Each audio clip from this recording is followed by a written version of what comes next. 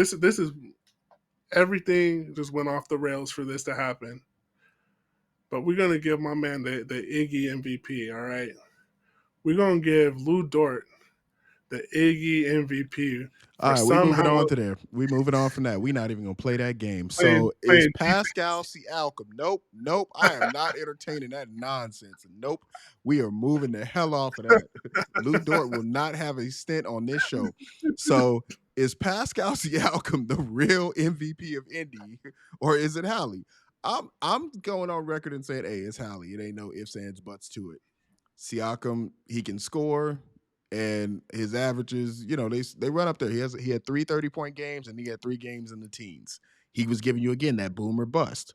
But on averages, what got him an Eastern Conference MVP? Because literally, that man had 30, 37, and 39, I believe. And then in the teens, I believe it was 12, 13, and 17. Might be off by one of those numbers by one number. But that was his numbers. We're talking about mid-20s. Guy can do some things there. I'm going to Hallie. I'm going to dude that's going to give me 23 to 25 a game.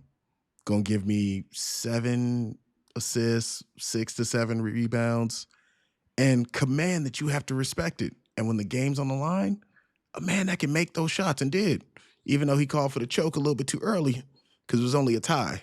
But I mean, hey, they still won it at the end, so I guess it still counts. But I'm going to Hallie. It's not close for me. At this stage, in order for us to even talk about who would be winning a finals MVP on the Pacers, it would have to be Pascal Siakam who won the MVP. Because you mentioned, yeah, he had some stinkers, but his stinkers still weren't 8 points, all right? You can't win an MVP dropping 8 points in the game. So it would have to be Pascal carrying a huge load. Pause. And Don't start that.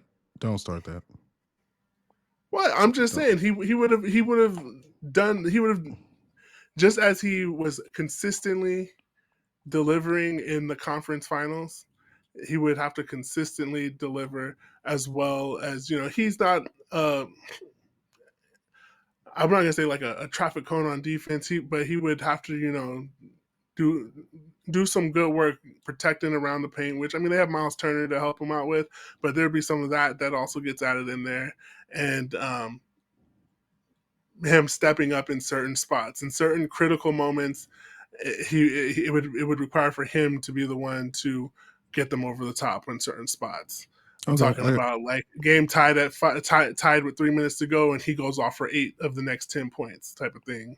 Okay, we're gonna do a little bit of a math. We're gonna do a little math quiz real quick. I just want to see what's higher.